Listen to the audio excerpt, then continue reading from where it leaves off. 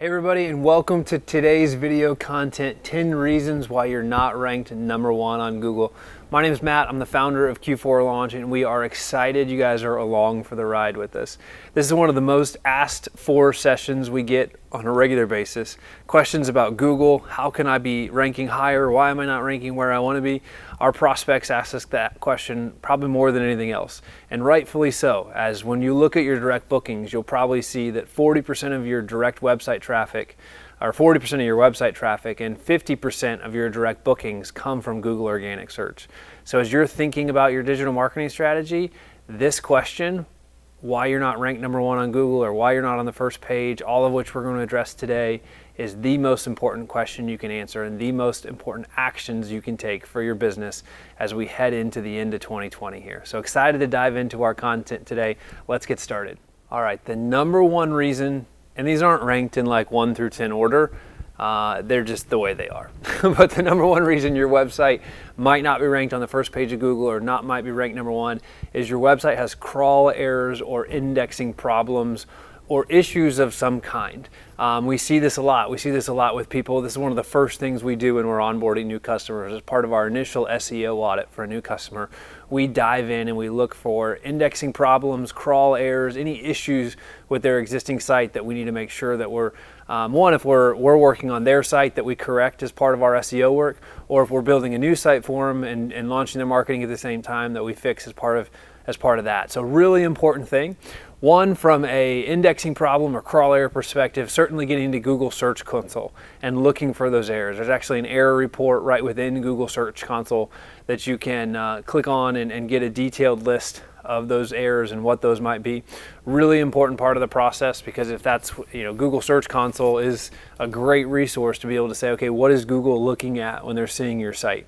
And if it's an issue identified inside a Search Console, you can bet Google search engine algorithm has seen the same issue, right? Because it's all coming from Google, the same source of information. So really important part of that, making sure you have Search Console set up as part of your site is something that your web developer or your marketing agency should have done for you already. But if not, signing up for that, using that, and then checking that on a regular basis. This is part of what we're looking at with our customers on a regular basis as well. Next, once you've done that, you've cleared any issues you might have found there, or you've talked to your partner, your marketing partner about those, running your site through a tool, something similar to Screaming Frog, which really looks for crawl errors on your site. It crawls Google, or crawls your site like Google will crawl your site, and then comes back with a whole list of things. Number of pages you're ranked for, if you have any blocked pages, tons and tons of information shows up inside of that Screaming Frog report. You can check that out by Googling Screaming Frog and using their software to be able to run these reports. But lots of information comes back in this report.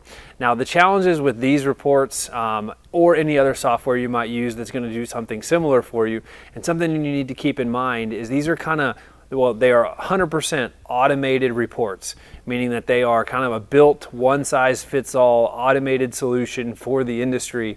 And as you look at those, and as we interpret those, you get a lot of false positives. You get a lot of false positives that they have as quote-unquote errors. And what the art of that, or the skill then comes, is going through that report and saying, yes, these are indeed errors that need fixed, and these things are not. They're there for a specific reason, or they're false positives just in the way the site's built, or some plugin that you're using, or something else. So if you run those reports, certainly sitting down and understanding the information that's in the report is a really important part of this process. Not freaking out initially because, I've got 30 errors, but really looking at it and seeking to understand, okay, what do these mean? And is this indeed an actual error, or is this a false positive or something that's tripping? Or if it's saying, hey, you've got these 10 pages blocked, maybe you've chosen to block those pages for a very valid reason. There are lots of valid reasons you would want to block parts of your site from being crawled by search engines. So understanding that and not just necessarily having that gut reaction. We've seen that from people over years. It's like, they freak out because they run a report on their own, and then they're like, what's wrong with this or that? And it's like, no, those things are actually okay. Like, those are false positives, or those are things we intended to block, or something along those lines. So don't freak out right away if you do see errors, but seek to understand what the errors are, seek to improve them if they're things that need fixed, or say, okay, those aren't a problem, or happy, those things are all okay. So all important parts to understand, and that's important in everything we're going to talk about today. Is you have to take it with a grain of salt, and you have to put it in a greater context, because a lot of the different tools and things we'll talk about today don't know your website like you know your site or like your web developer does, and things are sometimes done for certain reasons that aren't necessarily a one-size-fits-all, fit-in-the-box style solution. The other thing, if you're our customer and you're tuned into today's webinar, we're doing these things for you on a regular basis. So don't stress out. You don't have to ask us to run these reports. This is part of the peace of mind you get as being a Q4Launch customer, just knowing these things are being run for you on a regular basis and proactively taken care of for you on a regular basis. Depending on your package level that you have, your SEO package level with us that you have will depend on how frequently those reports are being run, but they're being run and taken care of and managed for you, so it's out of sight, out of mind. You don't even necessarily have to think about it. So that's the great part about that if you're a Q4 customer. If you're not, you can certainly go and run those reports for you, or actually at the end of our webinar today, we're going to talk about a special offer we have for you to run a one-time free SEO report and go over that with you to help you understand what that means. And it's going to be a great action item for us off of today's webinar.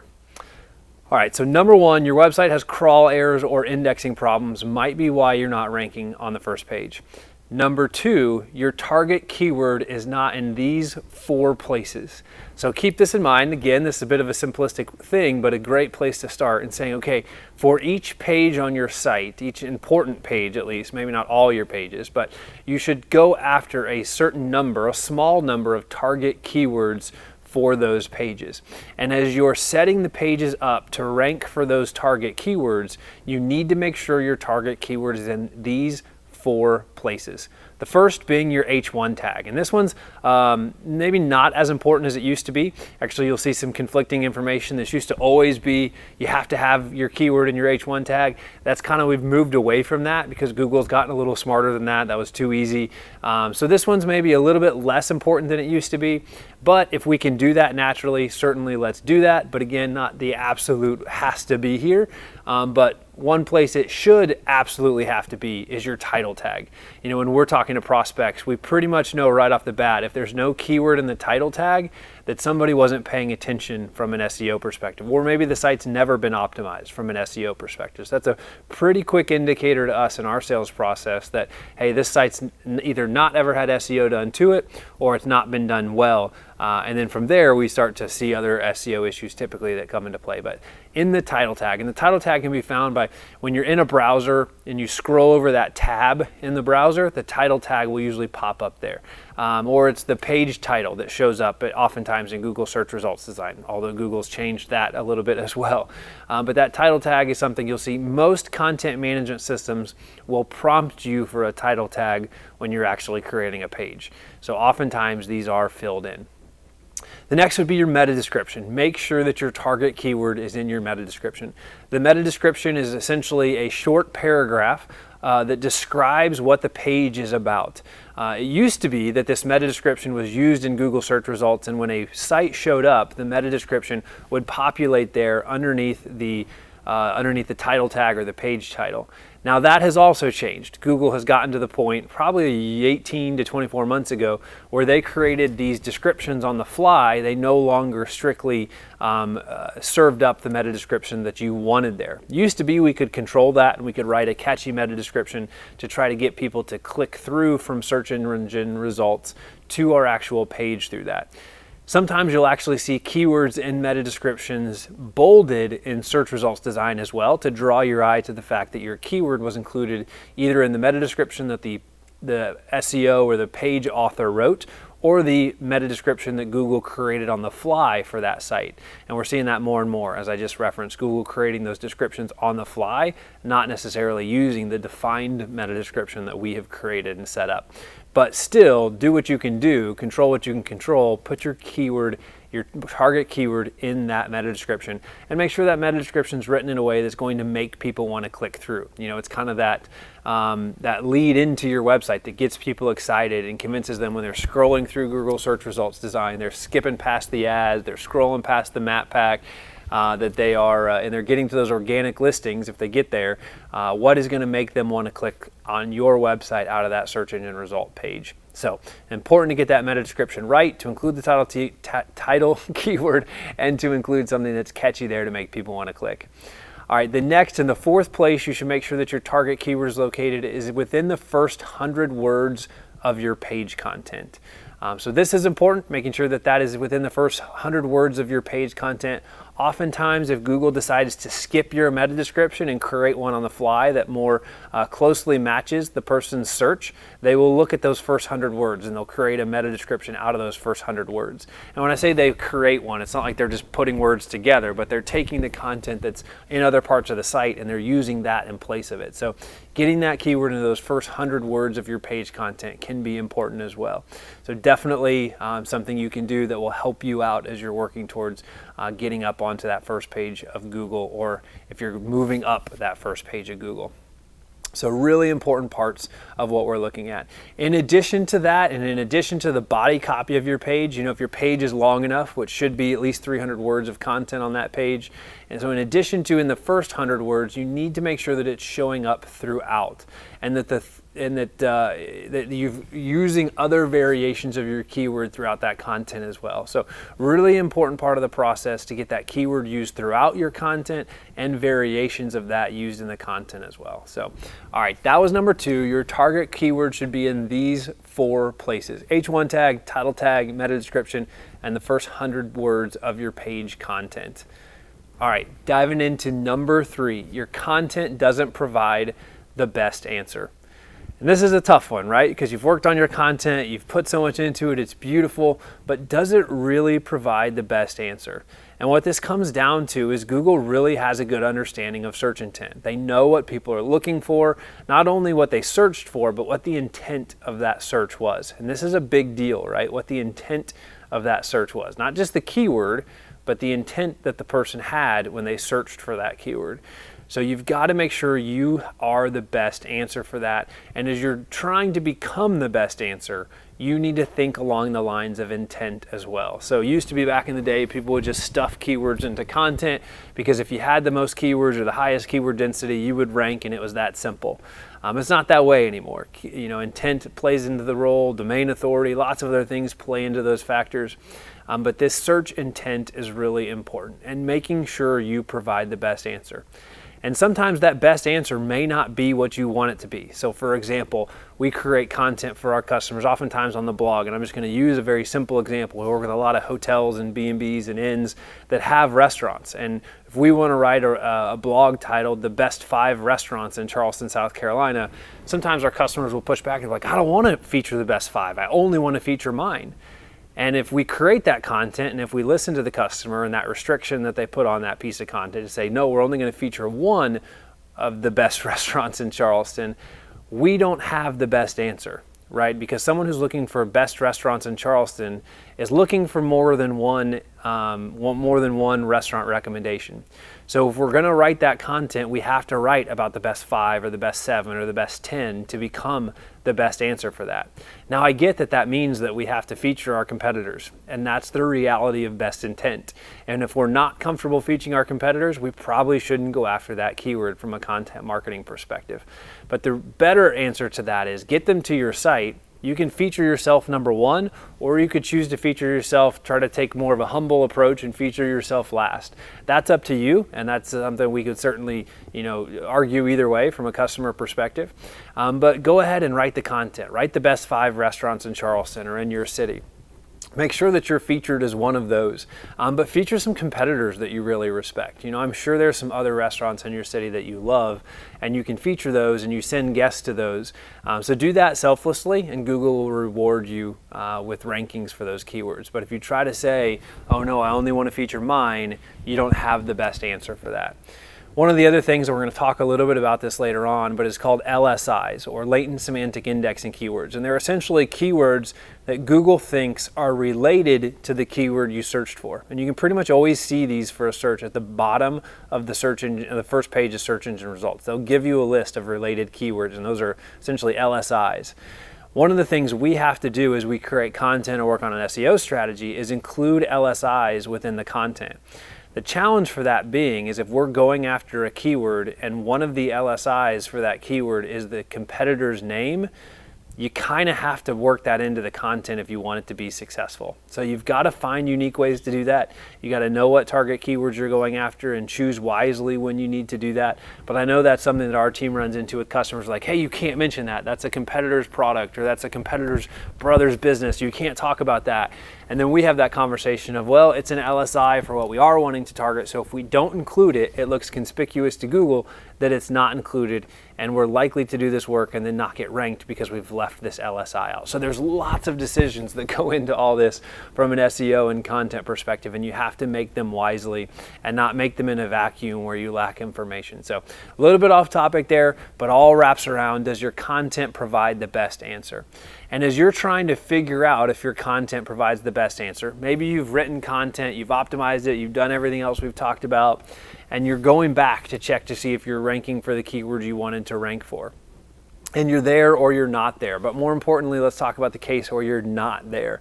Look at the people that Google has decided are there. And this is something when we're creating new content for a customer, we will often look at as well. When we pick a target keyword and we're going to create fresh content for it, we'll say, who is Google already ranking for this? What's the depth of content of that page? How many links does it have? How authoritative is it? Why is that site ranking for this keyword? Why is that content that they created ranking for this keyword?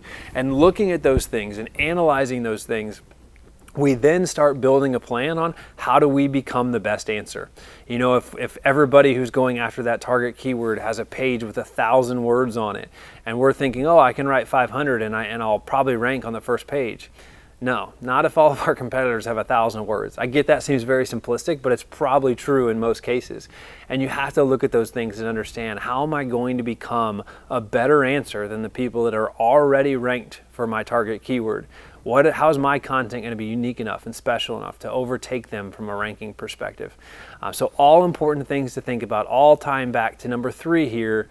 Your content doesn't provide the best answer, and that might be why you're not ranking on the first page or number 1 for the target keywords that you're going after.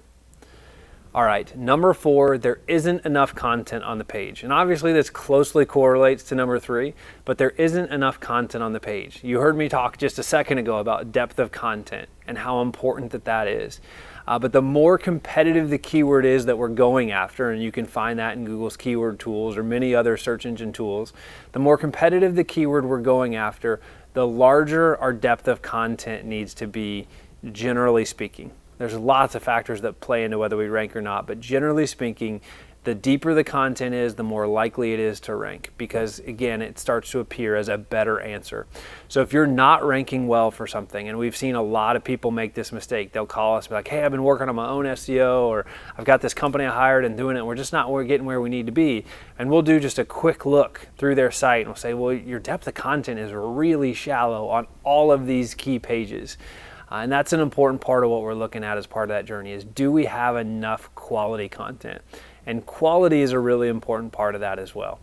Quality plays in a lot of things. Quality plays in the quality of the writing, the quality of the content, but there's a lot that goes into enough and quality of the content on those pages. A few of the things we need to be looking at, one, from a quality perspective, is that we're not writing over the head of our customer. You shouldn't be writing content for your website at a PhD level. There's actually a lot of information out there about the writing level or the reading level that your content should be targeted to. It needs to be written well, but Google can see all of this, right? They can measure the reading level quality-wise of your content. And if your quality is written, quote unquote, too well to a PhD level, let's say, you might actually be less likely to rank because your content's not accessible to the average American. The average American, or the average, I know we've got a lot of people tuning in internationally, but wherever you are, the average citizen does not have a PhD. So don't write content. Don't fancy yourself this luxury brand that has to have a PhD level content written for your site. You'll actually hurt yourself from an SEO perspective if you try to do that. So don't write poorly, but don't write over people's head, because you'll see both of those will actually hurt you from an SEO perspective. Some other things to take into account, making sure that you're adding different content mediums as much as possible, that you have text, photos, videos, custom graphics if you can, that are relevant to the content you're creating. And that's not just go create them for creation's sake, and certainly some of those have a lot of time and costs associated with them. Custom graphics and videos can be very time consuming and may not make sense. But it goes back to evaluating who's already ranking ahead of you. If everyone ranking ahead of you has a video within their content, you might need to add it. So thinking about these different types of content that will fit inside of your page, these different mediums, if you will, and creating content that can fit inside of that as a content medium there. So text, photos, videos, custom graphics, bringing those together in a way that supports the content strategy you're using within that content and for that target keyword. Generally speaking, the more diverse you are from a content medium perspective, the better your content will do. We also, and this is something we get a lot of pushback on too, but add 5 external and 5 internal links. Oftentimes the pushback we get is, oh, I can't do an external link. I work so hard to get people to my site. And that's true. You did work hard to get people to your site, and you shouldn't link to your competitor or to a place where all of your competitors are showcased, like a TripAdvisor page. We wouldn't really recommend linking to those kind of places where all your competitors are showcased. But most pieces of content, we would say, should have at least 2 internal and 2 external links, but 5 or more is even better. And if you think about it, just from the term web, what is it implying? That one piece of content links out to all these other pieces of content. Some of those are external links, right? They link to other websites. Some of those are internal links. They link to other parts of your site to guide the user through your site. But 5 external, 5 internal links is the recommendation there. And as you think about a web, picture that in your mind. Because if your content is a dead end, meaning it doesn't go anywhere, there's nowhere to go from there, it's not going to rank on Google. Google doesn't want to rank dead ends on the web. They want it to be a web that all flows and functions together. So they're not going to rank content, generally speaking, that is a dead end. And when you need to link externally as well, just make sure you're choosing the external sites well that you're linking to. But a page, even with good internal linking, with no external linking, probably won't rank. And internal linking is part of reducing bounce rate. It's part of the strategy to be able to keep people on your site longer and longer and get them to other parts of your site that they might be interested in. Knowing, typically speaking, that the longer they're on your site, the more content they're consuming, the more likely they are going to be that they take one of the actions, one of the next steps that you want them to take while they're on your site. Whether that's becoming a lead, subscribing to your newsletter, making a booking, whatever your goals are, they're more likely to accomplish a goal the longer they're on your site. Also, as you're creating that content, we talked about LSIs, or latent semantic indexing keywords, earlier on. Make sure you're including those LSIs within the content that you're writing. So you've got your target keyword, and then you might have 3 or 4 LSIs you're incorporating into that content as well. So incorporating those LSIs can be an important part of making sure that your content, that you have enough content and that it's getting ranked. Another part of this, and it kind of goes into what we were talking about there with the longer they're on your site, the more likely they are to convert. But part of that also is the more content you have, the longer they're on your site, the greater the dwell time is. Dwell time is kind of in a way the same as time on site, a little bit different, but it's a similar metric. How long are they spending on your site? How long are they dwelling on your content? And this is an important RankBrain signal update, it's an important part of the RankBrain update as a ranking signal. So probably last year at some point we talked to you extensively about RankBrain and what that meant and everything else. But dwell time is one of those RankBrain ranking signals that's an important thing to be thinking about. So the more content that you have, the more diverse the styles of content are, you will drive that dwell time higher and achieve better results. Now, there are some exceptions to this more content, depth of content. It's got to be quality. We're going to talk about what some of those exceptions are a little bit later on, but generally speaking, that's all good things we want to be focused on. And if you have one piece of advice, and it's going to tie into something we're going to talk about here in just a few minutes, but if you have several slim pages or shallow content pages that are on related topics, consider combining them into one authoritative piece. So if you have 3 pieces of content that are 300 words a piece, and they're a bit shallow at 300 words, maybe consider combining them into one piece of content that's 900 or 1,000 words long. And each of those kind of subheadings becomes an H2 within that piece of content. That combination strategy, while it can be time consuming, can be very effective in getting your site to rank higher, reducing clutter, reducing zombies, which we're going to talk about. I mean, Halloween's coming up. How could we not talk about zombies? We're going to talk about zombies here in a few minutes, but things I'd never thought I'd say in a webinar. But definitely try to reduce that slim content and combine that to create more authoritative content. All right, number 5, your website was affected by a Google algorithm update. Now, years back, we've probably heard of Google algorithm updates like Panda, Penguin, Pigeon, all these fuzzy P animals we used to talk about and dwell on quite a bit. A couple years ago, maybe 3 or 4 years ago at this point, Google kind of shifted their strategy. And instead of releasing these big updates that really shook the industry, and they got names from marketers because we wanted to understand what was going on and be able to reference them, so we put names on them, they moved away from that. And instead, because they didn't want their algorithm updates to be in the news necessarily, they started making basically daily algorithm updates. And according to one source that I was looking at as preparing this content for today, in 2019, there were over 3,300 algorithm updates confirmed for the year 2019. So a massive number of updates. It's almost 10 updates a day to the algorithm when you really think about it. But this is a really important part, because while they are not doing those major updates typically that get named anymore, they are doing basically daily algorithm updates. They're smaller tweaks to the algorithm than the major overhauls, but they're doing them basically daily. And this is why it's so important to be monitoring your SEO, monitoring your traffic on a regular basis, because you could get caught by one of those updates. Not caught in like the sense that you did something wrong, but caught just in the way your site's performing. You could have gotten caught in one of those updates in a good way or a bad way. You could have seen your traffic increase, or you could have seen your traffic decrease. And if you're not monitoring it on a regular basis, those things go unnoticed. And when those things go unnoticed, you lose traffic. And when you lose traffic, you lose bookings. You lose bookings, you lose money. And that's a bad place to be, right? And if the longer they go unnoticed, the longer of an issue it is. I remember I was talking to somebody, they're a customer now, but they followed our webinar series for as long as I can remember, 4 or 5 years. My memory's a little short, but 4 or 5 years back. And they've always kind of tried to do marketing on their own. And they reached out because they were struggling. They'd seen their revenue go down, and they thought it was related to some environmental conditions in their marketplace, that they'd had a bad environmental season, specifically leaf season last fall. Said, oh, we had a bad leaf season. That must have been why we had a bad fall in our market. And as we did an analytics analysis, well, back up a minute, that bad leaf season continued as a business trend, and they didn't understand why. So they reached out and said, hey, we've followed you guys. I know we've done analytics analysis in the past, but can you help us understand what's going on? So we dove into their Google Analytics. We looked at some year-over-year data, and what we found was that in September of 2019, this has been a crazy year, so I got to get my dates right. September 2019, all of a sudden their site dropped by 20 or 30% in organic traffic, essentially overnight. It was over the course of a couple days, but over the course of a couple days, their website lost about 30% of its organic search traffic. Well, coincidentally, that was headed into what was going to be a bad leaf season for them. So fast forward, they thought they had a bad leaf season, when in reality was they had an SEO issue that happened at the same time as a bad leaf season, and they blamed it on that environmental condition.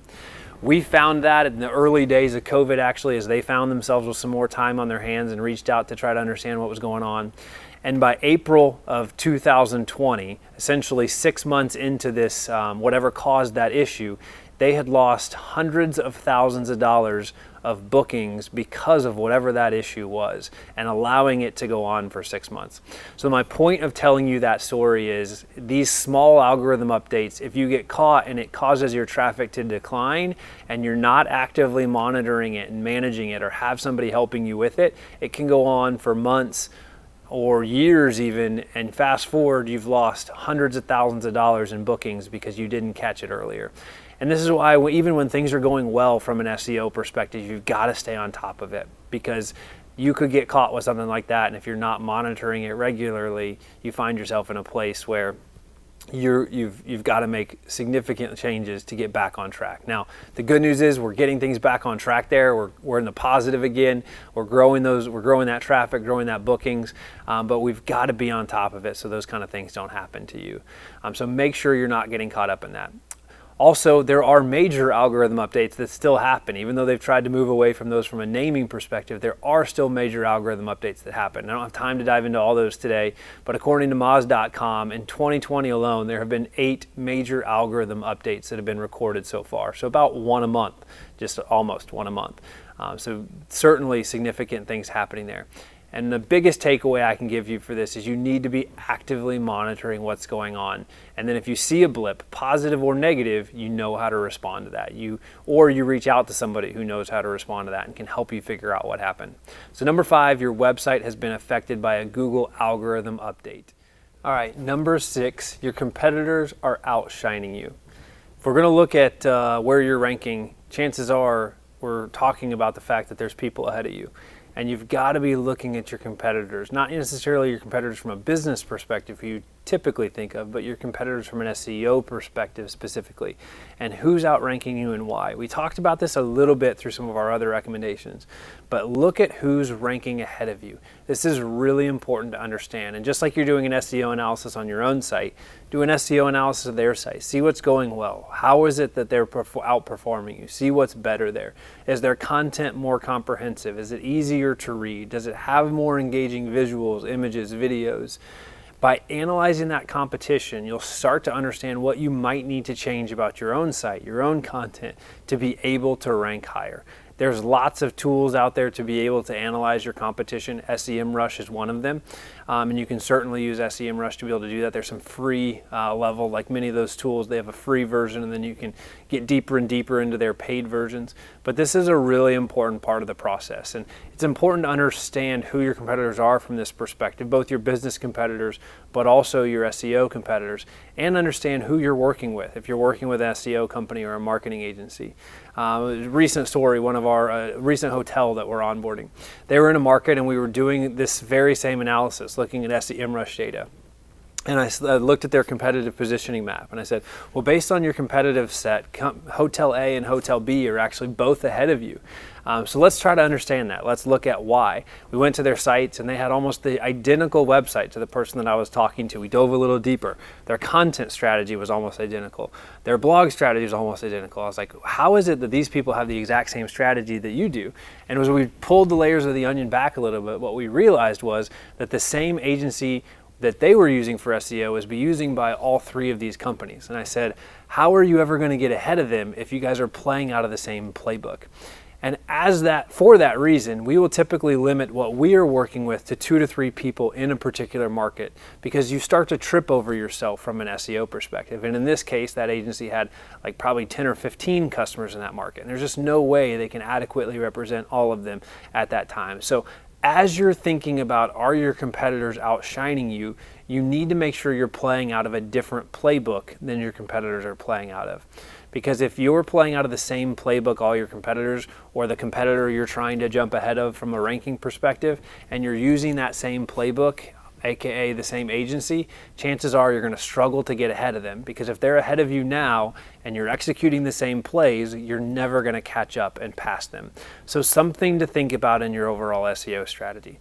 Doesn't mean that you should just go find some fly-by-night agency so you could be different, but certainly not using the same company everybody else in your market uses. And an important thing for you to consider. In this case, the customer didn't even know. It was a kind of an aha moment for them of, whoa, I didn't realize we were using the same agency as our 2 biggest competitors and the 2 companies that are ranking just ahead of us that we're trying to overcome. So some things you need to be thinking about as you're working towards that, and part of what we've baked into our solution at Q4 is to limit the number of people we work with in a particular market, so that we're not tripping over ourselves in that way. So are you being outranked, outshined by your competitors? And there's a lot that goes into that. You could take all 10 of these items we're talking about today and apply them to that specific one there. The 9 others could all apply to that and say, okay, how are they doing in each of these areas, and rank them on those particular things, because it's the sum of the parts there that comes together from a Google perspective to decide where you're going to rank. All right, I promised we'd get to the zombies a little bit later, and we are at that part of our conversation. So fortunately, we're not in front of a green screen, so my team can't edit zombies into the background behind me, hopefully. But number 7, your website is full of zombies. What are we talking about? Your website is full of zombies. What it essentially means is that you've got a lot of dead stuff floating around in your website. You got a lot of dead things roaming around out there in your site, and they're sucking the life out of your site, if you will. Maybe a bit graphic of an example, but I bet if you remember anything from today, it's going to be that. What that means for you is that you have a lot of thin, outdated content weighing your site down or sucking the life out of your site from an SEO perspective. So what you're trying to do there is take this thin, outdated, irrelevant content that's essentially not getting any traffic, and it's weighing your site down and it's diluting your site from a quality perspective, and you're cutting it out. You're cutting the zombies out of your site. You're getting rid of them. As part of not having zombies, you should be committed to having regular, fresh, evergreen content being published on your site. That should be part of your marketing strategy. But even as you're doing that, making sure that the content you're publishing doesn't later on become zombies by having a content management perspective. So to understand if your site is full of zombies, I remember one customer we were analyzing their site when we were onboarding them, and they had a page on their site titled "A Seagull Flew By." And what we later found out was that at some point back in the day, one of their employees, they had a feed from their blog where it would update their Facebook page. And one of their employees thought to get their Facebook page updated, they had to post a blog. So they had all these like one-liner blogs that were just tons and tons of these one-liner blogs that happened because the young person on their team thought, oh, well, that's how I update the Facebook page, I post a blog.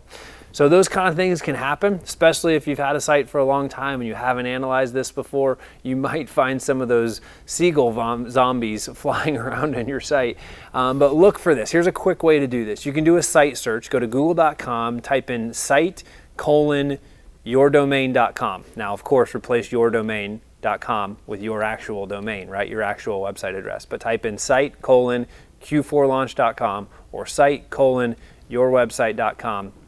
and see how many pages come up. It will show you how many pages come up for that. And if that number seems like a lot to you, it seems like a surprisingly high number, and that surprisingly high should mean very different things for everybody on today's webinar. So I'm not going to throw out a number of what surprisingly high is, because it's different for all of us based on the size and complexity of our business.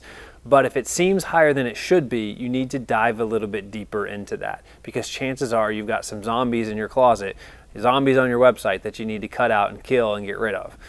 So that's a great indicator to that. One of the other ways you can do this, so you get that list, okay, find that list of pages that your site has and that Google has found for your site, and then you can actually go into analytics as well to say, okay, of my pages on my site, which ones are getting traffic?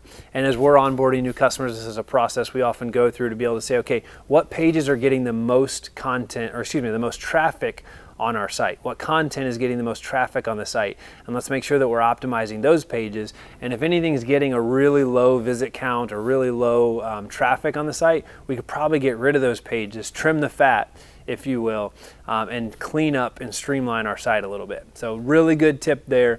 Cut out the zombies and you'll see some SEO success in your site, because there's probably a lot of bloat in that site you need to clean up.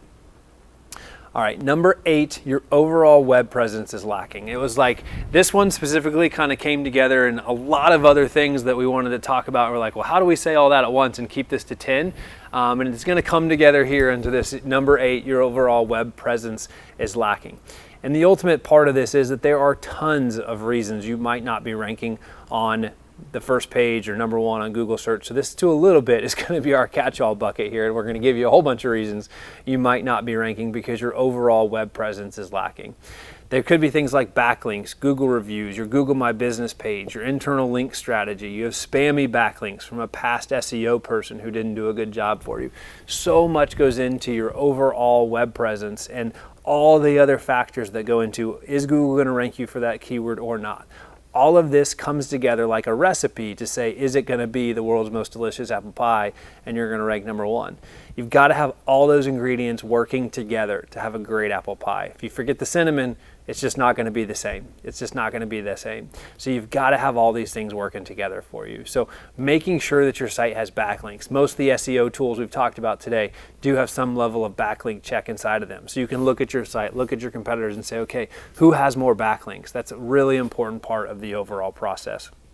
Who has more 5-star Google reviews?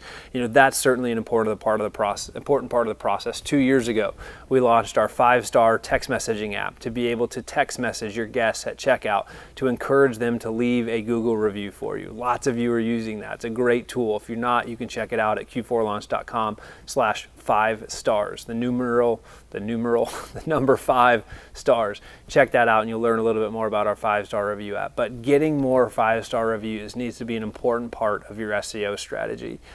How's your Google My Business page? Making sure that that's been optimized, it's set up correctly, that everything there is done right. You might have done that a year ago, but hate to break it to you, the Google My Business page has changed in the last year like everything else has, and you've got to go back and update that. Make sure it's clean, make sure it's updated, all those sort of things. There's so much that goes into an overall successful SEO strategy, and to be successful, you have to have all of these things working together for you. We talked about internal linking and external linking as well, and the role that that can play in your overall search strategy. One thing we didn't dive too much into, but we always check for new customers we're onboarding, is spammy backlinks, and just looking at the quality of the backlinks we have. It's not just enough to say, okay, we have a lot. Everybody who's in SEO understands the role backlinks play. And unfortunately, because everyone understands they're important, some bad SEO people, or the people that probably email you every day and promise you first page results for next to nothing price-wise, take black hat or gray hat SEO techniques and execute them, and ultimately create spammy backlinks. And as those spammy backlinks are created, if Google crawls them, they see them, they recognize they're spam, they start to hurt you from an SEO perspective. So in the short run, they might help you, but in the long run, they're probably going to hurt you. And I think that's why a lot of bad SEO companies use them, because they can get short run results quickly and cheaply, and they're not usually around for the long term. They get the short term result, the customer's happy, they get it cheap, they're profitable, but it's not in your long term best interest. So this is an area we check for all of our customers we're onboarding, and we monitor on a regular basis, because just clearing them up once isn't enough either. We've had customers that have had spammy backlink attacks placed on their sites by competitors of theirs, and you'll see it because all of a sudden, like, 1 month everything will be fine, the next month they'll have tons of spammy backlinks, all with real obvious spam references inside of them, little blue pills, things like that. I think you know what I'm talking about. And it's like, how did this happen all of a sudden?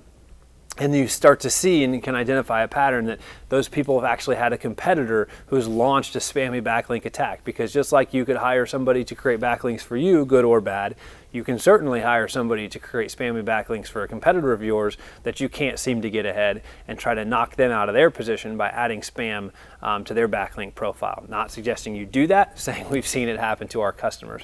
So another reason you've got to be monitoring that on a regular basis, so that somebody doesn't launch a spammy backlink attack on you, and as a result, you end up slipping in the search engine results. So 2 pieces of that, right? You might have hired a bad SEO person in the past, and you may have a name coming to mind right now about a bad SEO person you've hired in the past, or a questionable SEO person that you've hired in the past, or a competitor might have launched a spammy backlink attack against your site. Both reasons you might have spammy backlinks, both reasons you need to be monitoring this on a regular basis and paying attention to what's going on from an SEO perspective. So number 8, your overall web presence is lacking, and that might be why you're not ranking number 1 or on the first page for Google search engine results. All right, let's dive into number 10. Your website is stale. It's often been talked about from an SEO perspective that content is king, but even more importantly, probably fresh content is king. Google, as we talked about earlier, is looking to serve the best result for its customers, the best result that matches the search intent. And as part of that, recency or freshness is a really important thing, right? Nobody wants to go to the farmer's market and buy stale food. Same thing, we don't want to do a Google search and find stale or outdated information. And Google understands how fast information is changing. So we've got to have recent, fresh information. And we have to be updating our website on a regular basis to be able to keep our sites fresh. Many content management systems will actually include a publish date on pages within the content. And when that publish date is really outdated, it's just a really simple indicator to Google that the content is dated. So certainly something you need to be paying attention to. And a question you need to be asking yourself, how long has it been since you posted fresh content? And I don't just mean on your blog. I'm talking about all parts of your website. I'm talking about your homepage. When was the last time you updated content on your homepage? Google favors newly posted or fresh content generally over older, potentially outdated content. So definitely being able to do that. You might have some old blog posts that are working or have worked really well for you. And if you're in your analytics on a regular basis, you might say, why is this blog slipping in the rankings? Why is it slipping from a traffic perspective? And the simple answer could be that it's outdated and Google has started to drop it in rankings because it's dated. This is one of the things that our content team manages on a regular basis and looks at. Although the content we have that's working really well is certainly we're creating fresh new content for people, but we're also looking at content that we already know works really well. We already know it's ranking, and we're monitoring its position on a regular basis, because at some point that Google decides it's outdated and starts dropping us in the algorithm that are in the rankings, that's an indicator to us we need to update that content. We need to update the publish date. We need to make sure all the dates are accurate. Everything else is accurate within it. We need to go through that with a fine-tooth comb and make sure it's still good, fresh, relevant content and get that out there. And usually when we do, we see our rankings go right back up. Our traffic associated with it goes right back up, but it's an important part of our strategy. And if you've subscribed to content marketing in the past, or you've really leaned heavily on that, it's something that, like most things in your business, has to be managed. You can't just do it and then let it sit, or over a period of time you'll end up with zombies. You got to do that well and keep it up to date. We believe that so much that we have 15 full-time writers on our staff. We invest a lot into content creation and content marketing and the writing that we're doing. And we do a lot more than writing. Obviously, that team works on a lot of things, because at the core of good business is marketing. And it is, in the core of good marketing is great quality content. So you've really got to make sure you have great quality content on your site. Not just content, but great quality content. All right, we've come at you with a lot today in our top 10 reasons of why you might not be ranking on the first page of Google. We're going to wrap up with this one. And this is last, probably because it's the least likely thing you're going to run into, but certainly we've seen people run into it. And that's that you might have a manual penalty. And essentially what that means is that someone on Google's staff, so instead of an algorithm or a bot, and a physical person, which is crazy to think about, but a physical person on Google's staff has actually seen your site, and it's been flagged by some other tool they have. They've gone in and they've reviewed it and determined that some part of your site actually violates their guidelines or their best practices, and they have applied a manual penalty to your site. This will actually show up for you inside of Google Search Console. So in Google Search Console, you can see if you have any manual penalties assessed against you. And then what to do about it becomes the next question, right? But if someone has physically, on Google staff, gone to your site, recognized you violated a guideline, and assessed a manual penalty, that's a pretty big deal. And something to think about here would be if someone came to mind, or a company came to mind earlier when I said, have you hired a bad SEO person in the past? When we were talking about spammy backlinks. If someone or some company came to mind when I asked that question or made that statement, I would certainly check to see if a manual penalty has been assessed against you. There are a lot of things people will do because they feel pressure from a customer, and they'll try to cut a corner, or they'll try to pull a tactic out of the black hat box, if you will. And in doing so, they may get you penalized. So you need to watch this closely and make sure that you haven't had a manual penalty. It is a lot of work and can be very time consuming to recover from a manual penalty. But if you don't do anything about it, you will drop in rankings for a lot of keywords, and it will have a devastating effect on your ability to generate income from those keywords. So if you have a manual penalty, it's a whole topic in and of itself. There, you can do a Google search and you can find a ton of information on how to clearing that up. Actually, Google has information about how to clear that up. Or you can reach out to us for help, or to an agency that you trust and work with. But working with somebody you trust to help clear that up for you is a really important thing, because it is certainly costing you business if you have a manual penalty applied to your site. So that's all we've got for you. That's a lot of information. One last thing I will leave you with. At the top of our conversation today, I talked about a free SEO report we are going to offer. Usually this is something we only do for our customers, but we've actually created some new technology which lets us speed this up, and for the first time we're going to offer it for free to our webinar followers that attend on a regular basis. So if you're watching today, we're going to offer this report to you for free. We're excited about being able to do that. You can get in touch with us on the contact information that we're going to put on the screen there for you, or you can reach out via the Contact Us page of our website, whatever's easiest for you. But if you'd like a free SEO report, just to get a high-level overview of the things I've talked about today, and have a few minutes on the phone with us just to talk about, hey, what do you see on my site? What's going well? What's not? What do I need to do about it? We'd be happy to provide that for you and do this free SEO report, never before provided by us for free. Something that we're doing for the first time today, and thankful for some technology solutions our SEO team has created to allow us to get to a place we could provide this as a one-time thing for free for you, our webinar followers. So certainly get in touch with us, take advantage of that if that can be helpful for you. But the bottom line of everything we've talked about today is there are a combination of reasons you might not be ranked on the first page of Google or in the first position on Google for a particular keyword. It's all of this coming together that really is the work of SEO. It's complicated, it's robust, it's a little bit different in most cases, but it all comes together, that recipe comes together to decide where you're going to rank for keywords, and a lot goes into it. You need to be working with somebody you trust, you need to be working with somebody that has proven results in our industry, and you need to be doing so on a regular basis, because just like in some of those examples I shared with you, just when you think things are going well, something's going to change and you can lose some of your positioning there. So certainly take this seriously.